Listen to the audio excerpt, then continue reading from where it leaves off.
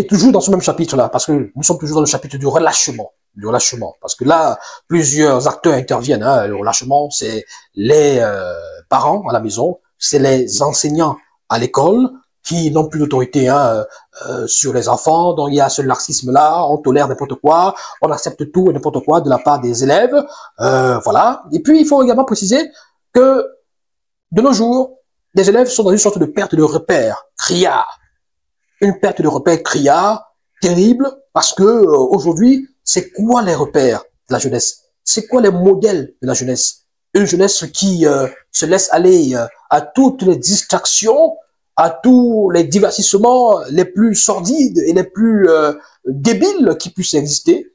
Voilà, la jeunesse se laisse abrutir par tout et n'importe quoi.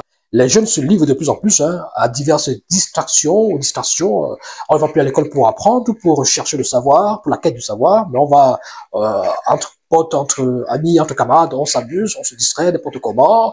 Et c'est comme ça que le téléphone, le téléphone objet qui peut notamment apporter, qui peut permettre aux élèves de faire des recherches, parce qu'il faut quand même préciser qu'à nos époques là, nous qui avons eu le bac en 2002 là, nos époques, on n'avait pas les téléphones portables.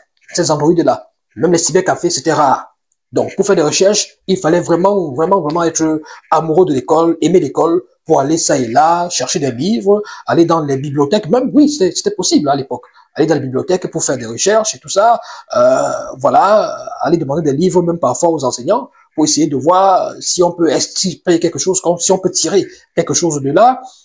Voilà, aujourd'hui, vous avez les téléphones portables, Android, qui peuvent vous permettre de faire des recherches, mais c'est pour regarder des films X, c'est pour regarder des choses, c'est pour passer le temps sur Facebook, pour ne rien profiter justement de ce que vous offre ce téléphone portable. C'est pour s'amuser, c'est pour des trucs sur TikTok et que sais-je encore. Donc, c'est déplorable. C'est déplorable, justement, trop de distractions de la part des enfants aujourd'hui, de la part des jeunes aujourd'hui, qui sont de moins en moins concentrés sur les cours, sur les cahiers. Le soir, est-ce que les enfants sont devant la télé ou devant le cahier? C'est ça le problème aussi. Vous arrivez dans des maisons, tous les jours, vous voyez des enfants devant la télé, devant des séries novelas, devant les films, et puis vous savez pas à quel moment est-ce qu'ils étudient, à quel moment est-ce qu'ils vont justement réviser leurs leçons. C'est un véritable problème. C'est un véritable problème. Le relâchement des jeunes Camerounais, des élèves, voilà, peut également hein, se vérifier à travers le nombre incroyable et incalculable de dérives des jeunes élèves camerounais. On a aperçu pendant cette année scolaire qui s'est achevée la prolifération des challenges sur la toile, incroyable. On a des challenges sur TikTok. On a vu des jeunes Camerounaises, des élèves sortis un challenge disant qu'elles sont zoukmiel.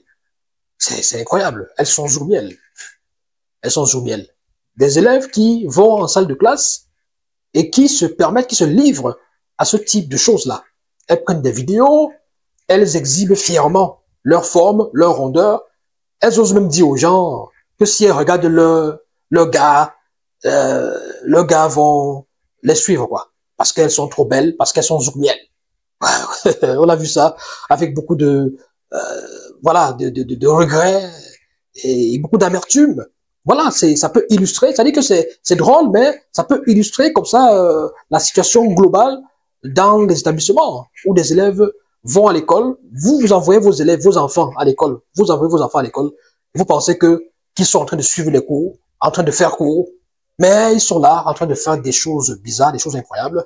Elles sont zoukmiel. Un challenge qui manque complètement et totalement d'intelligence, mais que beaucoup de Camerounais ont suivi, beaucoup de jeunes élèves ont suivi, ont fait des challenges, ont posté des vidéos sur la toile. Ouais, je suis zoukmiel. Déjà, ils ne savent même pas que zoukmiel, que zouk déjà c'est le nom d'un rythme musical qui vient des Antilles, le zouk. Et ils savent pas que quand on dit zoukmiel ça veut dire le zouk love. C'est le zouk qui a une certaine tendresse, une certaine douceur. Elles disent, je suis zoukmiel. Comme quelqu'un aurait pu dire aussi, je suis Makossa, je suis Bekouti. Ça a quel sens? Ça n'a même pas de sens. Un challenge même qui manque de sens. Si des jeunes élèves se levaient comme ça et disaient, je suis mathématicien, je peux faire telle formule, je peux résoudre telle équation, une équation, etc., on aurait compris. Ce relâchement s'observe aussi à travers des attitudes assez dévergondées de beaucoup de jeunes élèves aujourd'hui. Vous avez des élèves qui vont à l'école pour finalement se retrouver dans des appartements meublés, dans des chambres d'hôtel, pour des affaires de partouze. Ces cas ont été récurrents au Cameroun depuis quelques années. Il faut le dire, beaucoup de jeunes élèves se livrent à des séances de partouze, c'est-à-dire le sexe collectif. Vous avez des jeunes élèves, des lycéens, qui vont à l'école et qui programment des choses comme ça et vont se retrouver dans des chambres d'hôtel ou des appartements meublés et se retrouvent carrément en train de se livrer à ce type de choses. Et le pire, c'est qu'ils filment et ça se retrouve sur les réseaux sociaux. À quelle fin? Je ne sais pas. Donc les parents doivent faire attention. Attention. Ils doivent véritablement contrôler leurs enfants parce qu'ils ne savent pas ce qu'ils font quand ils ne sont pas là. Parce que ces parents ne savent pas ce que font les enfants une fois le dos tourné. Donc il faut faire attention. Il faut encore beaucoup plus de rigueur, un peu plus de rigueur dans l'enseignement, dans l'encadrement de vos enfants à la maison. Je vais évoquer le dernier facteur, et non des moindres, qui pour moi vaut tout son pesant d'or, la perte de repères de cette jeunesse, la jeunesse camerounaise. Aujourd'hui, en 2024, c'est quoi les modèles, c'est quoi les références de la jeunesse camerounaise? Il faut quand même se rendre compte qu'aujourd'hui, en 2024, la jeunesse camerounaise n'a pas de repères, ou que très peu de repères. C'est quoi les repères des jeunes Camerounais? C'est qui les modèles des jeunes Camerounais? Élèves comme ceux qui ne sont plus ou qui ne sont pas élèves. Il faut se poser des bonnes questions, des vraies interrogations. Les jeunes Camerounais aujourd'hui ont pour modèle, ont pour référence les influenceurs et les influenceuses, avec leurs nombreuses histoires qui pullulent sur les réseaux sociaux, sur la toile, sur le net, des influenceurs et influenceuses qui, de ce fait, ont visiblement des mauvaises influences sur les jeunes Camerounais. Des influenceurs et influenceuses qui vendent le rêve aux jeunes Camerounais. Des jeunes Camerounais qui se laissent embarquer dans ces rêves que vendent ces influenceurs et influenceuses. Et du coup, la jeunesse camerounaise, pour la plupart, les jeunes Camerounais sont fascinés par le gain facile. Ils sont fascinés par la facilité. Ils rêvent de facilité et rêvent de gagner aussi beaucoup d'argent, comme ces influenceurs et influenceuses, surtout, qui exhibent à longueur de journée leurs biens sur Facebook, sur TikTok, que sais-je encore, qui affichent, qui brandissent des liasses d'argent, des choses qui sont de nature à pousser ces jeunes Camerounais à adorer, à suivre la facilité. Il faut faire attention. Raison pour laquelle, justement, beaucoup de jeunes Camerounais, leur repère aussi, au-delà des influenceurs et influenceuses, c'est les jeux de hasard. C'est les jeux de hasard. C'est le Djambo. C'est le Djambo. Beaucoup de jeunes Camerounais pensent que pour réussir au Cameroun aujourd'hui, l'école ne sert plus à rien. L'école ne sert plus à rien. Quand vous écoutez beaucoup de jeunes Camerounais, même des élèves, ils vous disent que l'école ne sert plus à rien. D'ailleurs, ils vous disent que on peut aller à l'école comme le grand frère du quartier là, qui a un doctorat, qui a un master, etc., etc., qui a une licence professionnelle, mais qui est au quartier, qui fait le best kid, qui fait le pouce, qui, voilà, qui est à la maison et qui ne travaille pas, qui cherche le boulot désespérément. Donc, ces jeunes-là vous disent que l'école, aujourd'hui, c'est juste pour les formalités, pour faire plaisir aux parents. Et ils sont beaucoup plus, voilà, disposés à jouer au Djambo, avec notamment ces différentes entreprises de paris sportifs qui pullulent au Cameroun et qui sont promus, par des vedettes, par des stars qui poussent les jeunes à s'intéresser au Djambo. Les jeunes élèves au Cameroun aujourd'hui sont beaucoup plus intéressés par le Djambo que par les cours, par les études. Donc il faut qu'on le dise. Il faut qu'on dise cela aux uns et aux autres pour qu'ils comprennent la gravité de la situation dans laquelle nous sommes. Donc, les jeunes Camerounais aujourd'hui sont beaucoup plus intéressés, fascinés par le Djambo, par les paris sportifs, le gain facile. Je ne parlerai même pas de cette affaire de porte-monnaie magique. Bon, je ne sais pas comment ça se passe, je ne sais pas moi, je n'en sais rien, mais je dis, il faut faire attention avec notre jeunesse. Une jeunesse qui est également trop intéressée ou fascinée. C'est-à-dire que les modèles de ces jeunes, des fémans, des gangsters, bon, pas tous les jeunes, mais une partie. C'est-à-dire que quand vous allez dans les quartiers, vous voyez, voilà, par moment, vous vous rendez compte que le héros, le modèle, la référence de certains jeunes, c'est le gars du quartier qui tire les longs filons et qui a les longs couteaux et tout ça. Et voilà, c'est lui, il est le modèle, quoi. C'est la référence. On veut être comme lui demain. D'ailleurs, on commence à faire comme lui, on parle comme lui, on marche comme lui. Et on veut lui ressembler, quoi. Donc, voilà la référence de la jeunesse.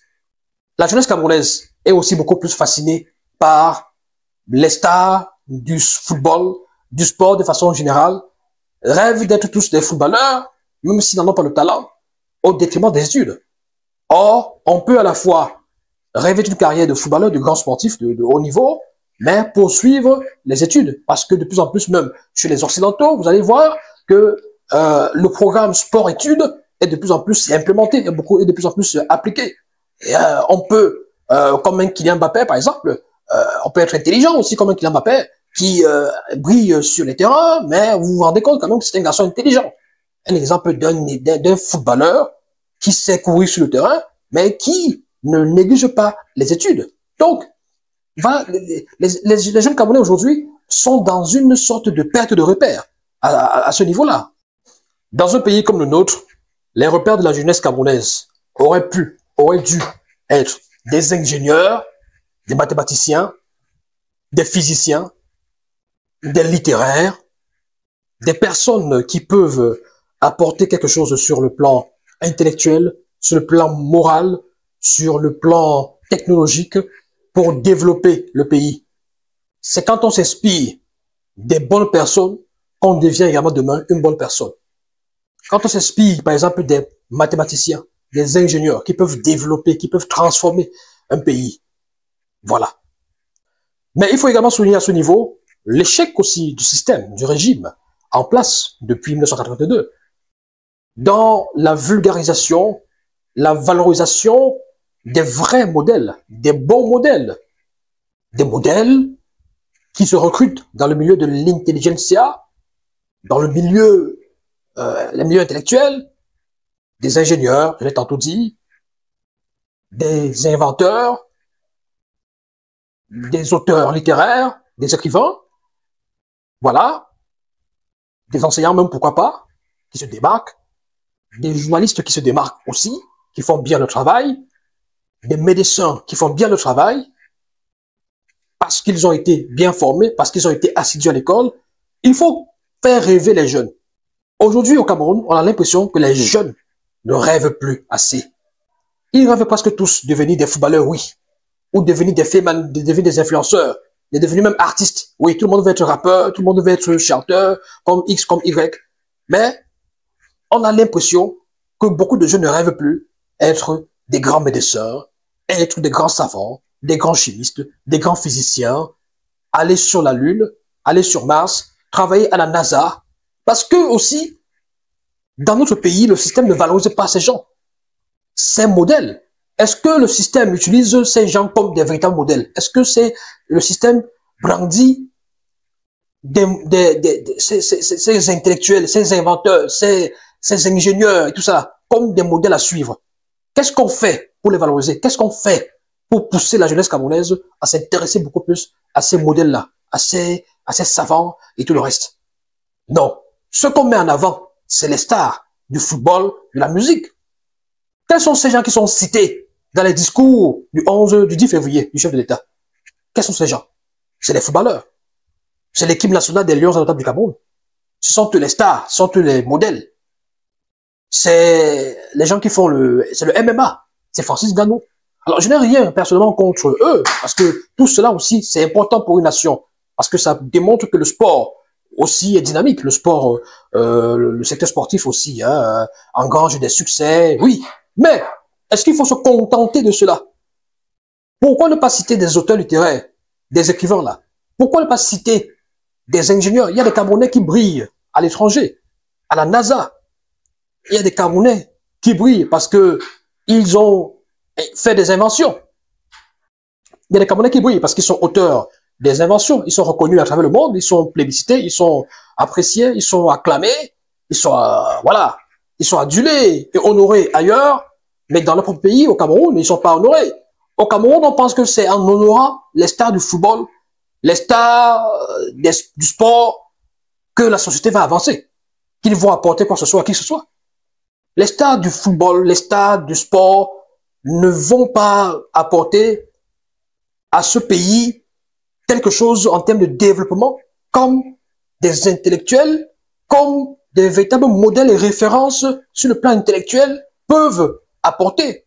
Déjà, en influençant positivement la jeunesse, en poussant les gens, en poussant les jeunes à rêver des études.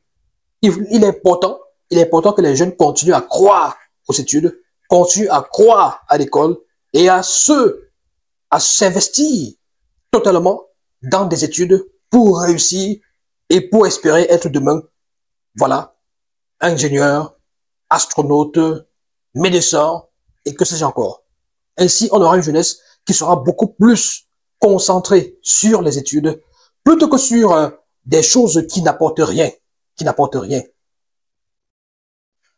Dans ce pays, lorsqu'on fait la promotion de la médiocrité au détriment de l'excellence, la jeunesse est exposée à ce phénomène.